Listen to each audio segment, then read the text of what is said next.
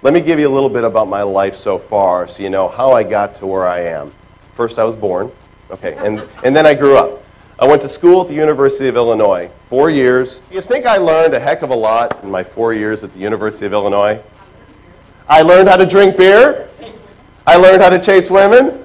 Actually, I knew that before I got there, but I didn't learn a whole heck of a lot of anything when I went to college. I learned most of the wrong things.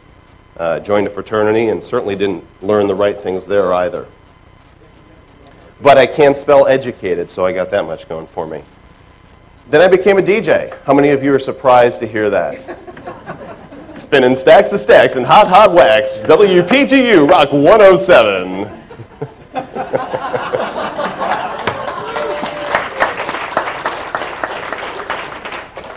That was then. And I tell you, a lot of people think that being a DJ is romantic. You're sitting in a booth by yourself with this big old microphone in your face and a bunch of CDs, and every 20 minutes you get to say, all right, that was the Beatles, and the weather is sunny, here's another song. Boring, tremendously boring. I wanted to get out of it, so what I did was, the only thing I could do, I couldn't work for anybody else. I don't play well with others, that's the truth. Most of you probably don't either. You know why? Because you're too smart, and you have too many ideas, and you see your boss doing something, and you think, oh, he's doing that wrong. I'm going to go tell him. And then you're out of a job. That's it. So I decided to start my own business, and I became a mobile disc jockey. Bought my speakers, went out, got my music and my crates, and did a lot of wedding receptions. Every time I come to a hotel and I see them doing a party, I stop and look at the DJ, you know, and see what he's playing. Oh, I wouldn't mix those songs. No, that's all wrong. I did that for several years, but it didn't pay enough. I needed to supplement my income. So, here's a few words you all know. I've fallen and I can't get up. I sold those systems. They would give me leads, and I cut my teeth on direct sales from these leads that were phoned in from these people who think that one day they might fall and not be able to get up like that poor lady in the commercial. And that put me out there on the front line of sales, but more than that, it helped me learn a lot about people and finding out what makes them tick, and even more so, seeing their needs and seeing if there was a legitimate way that I could meet that need. It made me feel that even though it was a hokey little medical alert system, that I was doing something. I was somehow giving back. The next logical step. Encyclopedia Britannica. Sir, don't you care about your children's education?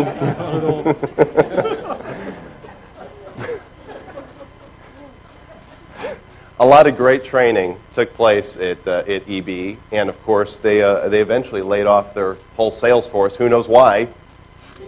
The internet and CD-ROMs you could buy. I used to sell a $2,600 set of books. Nice, padded leather, beautiful. Ooh, would you like to touch it?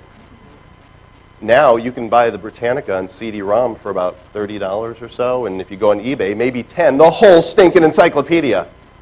Now I got to say, there's still nothing that matches the feel of a book. Right? Am I right? Am I right? Something you could put your hands on, you know, something about sitting at the computer using it that's, I don't know, it's different.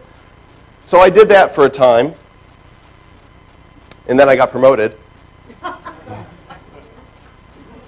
Worked at a couple radio programs and handled shipping and fulfillment for them, and eventually became a data entry manager. And this is all funny stuff, but the point in showing you all this is that what I learned at each one of those positions still serves me today.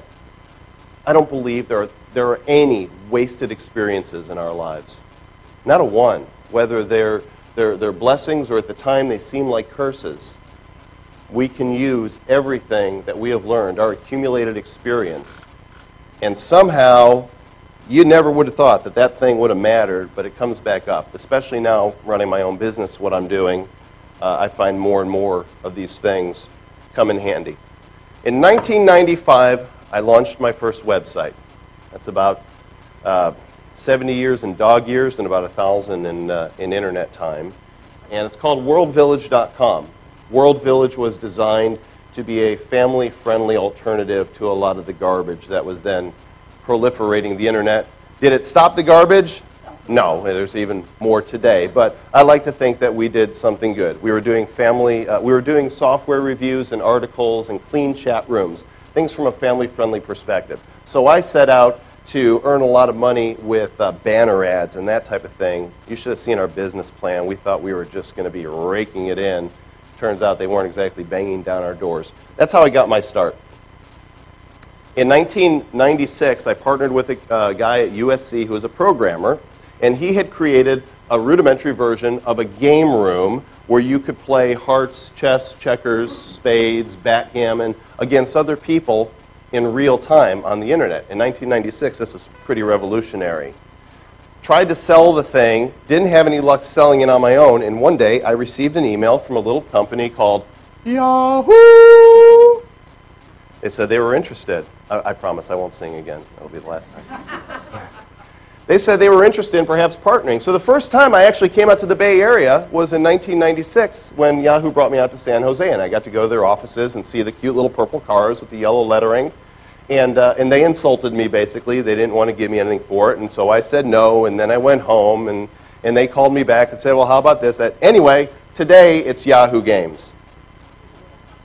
And if who's sat at a Yahoo game table before? Okay, if you've ever sat down at them, you see they've got these little avatars. You can scroll through them and pick. See anybody familiar on that page? There I am. I got immortalized in Yahoo. They got the hair color wrong, but glasses and goatees. So if you go play at Yahoo Games now, it's free. You sit down and you can be me for a few minutes. In 1999, I moved forward with my content. I had really gotten into online shopping. Believe it or not, there's a lot of men that do online shopping. And back then, this was the heyday. Companies were offering $10 off your first purchase of $10 or more. Drugstore.com, Pets.com, Staples.com. Remember the sock puppet, the Pets.com?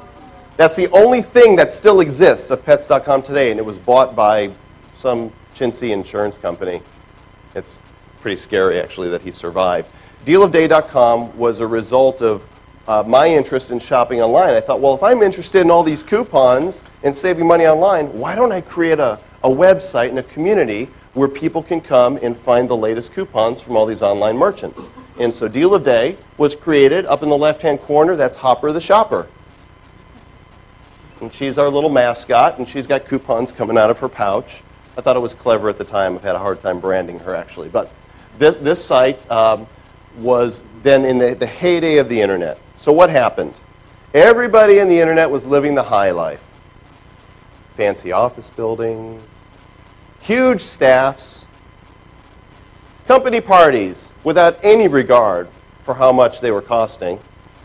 Extravagance and opulence were the order of the day. And that was because back then, before the bust, venture capitalists were throwing ridiculous amounts of money. Ridiculous. Anything with a .com. Monkeyunderwear.com sounds like a plan.